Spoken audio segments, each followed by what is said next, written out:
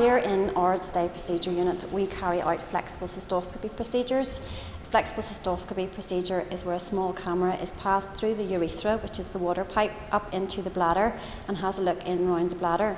We get patients who are referred with hematuria, which is blood in the urine, and we see them at the very early stages. They would come in to us, have the procedure done, and if there are any cancerous cells that are located or visualised, the patient would then come back and have a procedure in the Ulster Hospital. But following that procedure, then we keep a very close eye on those patients. Within 3 months, they'll be back to visit us again, and then another 3 months, and then slowly it moves up to 6 months. If an episode arises, they can come in, have their growths treated here, be sent home on the same day, so it is better all round for the patients and also prevents inpatient accommodation having to be supplied.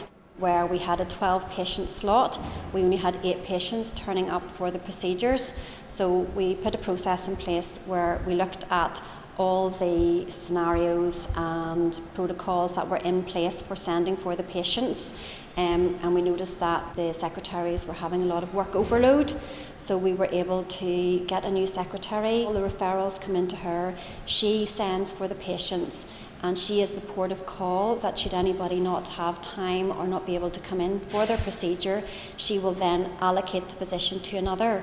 So in a very short space of time, we have managed to go from 62% utilisation of those theatre lists up to 97%. We also looked at disposable commodities of the procedure and noticed that some of them were quite expensive. So through changing one disposable commodity, we were able to save the Trust an annual saving of £6,200.